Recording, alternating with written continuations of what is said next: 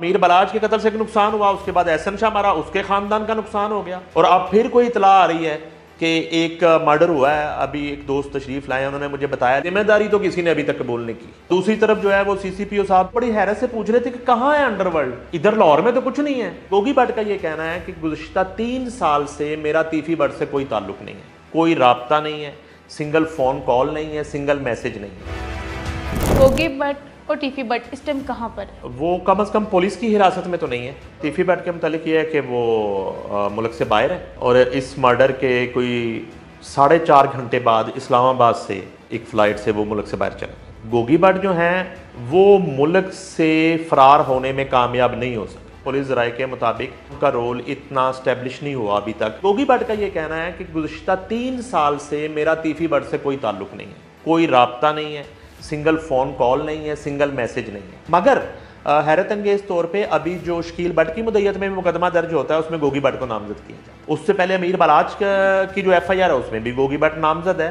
तो गोगी भट्ट जो है FIRs की हद तक उसे आज भी नामजद किया जा रहा है। तीफी भट्ट का भी ये कहना है मेरा तो कोई ताल्लुक ही नहीं इस बात के साथ, हम तो सुलह करने वाले थे, मेरी तो बात हो गई थी। हमारे यहाँ कुछ वाक़यात होते हैं तो एक प्रेस रिलीज़ आ जाती है, एक नामालूम मुकाम से एक हैंड आउट आ जाता है कि फ़लाँ तंजीम ने इस वाक़े की जिम्मेदारी कबूल कर ली। जिम्मेदारी तो किसी ने अभी तक कबूल नहीं की। एहसन शाह के कत्ल से सबसे ज़्यादा फ़ायदा किसको हुआ और इसमें बलाज की फैमिली का कितना रोल? इसमें फ़ायदा किसी को भी नहीं होता। दूसरे कत्ल से पहले वाले कत्ल को क्या फ़ायदा होगा, नुकसान ही होता है। और अमीर बलाज के कत्ल से नुकसान हुआ, उसके बाद एहसन शाह मारा, उसके ख़ानदान का नुकसान हो गया।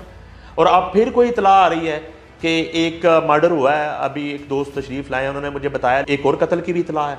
और दूसरी तरफ जो है वो CCPO साहब जो हैं वो एक इंटरव्यू दे रहे थे हमारे एक दोस्त को, तो मैं सुन रहा था तो उसने अंडरवर्ल्ड का जिक्र किया, तो वो बड़ी हैरत से पूछ रहे थे कि कहाँ है अंडरवर्ल्ड, इधर लाहौर में तो कुछ नहीं है।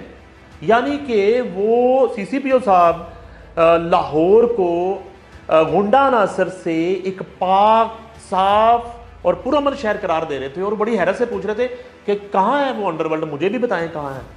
उन्होंने कहा अच्छा आपको बताएंगे जब हमारे पास कोई इन्फॉर्मेशन है। सर एहसन शाह के घर वाले इस टाइम घर पे नहीं, ताले लगे हैं। वालदा जो कि काफ़ी मंजर आम पर आई थी अब वो भी नज़र नहीं आ रही।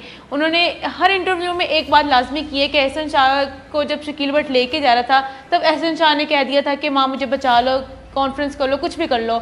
और जबकि जो हकाई इन्वेस्टिगेशन सामने आती है उसके बकौल एहसन शाह के साथियों के साथ प्लान बना हुआ था कि बाहर जाके क्या कर। देखिए उनके घर में कौन सी शादी चल रही है कि वो घर में बैठे रहें और वहाँ पे रोज़ मेहंदियाँ हो रही हैं और कोई ढोल बज रहे हैं। उनके घर में जो है ना वो लाश उठी है उनके घर से।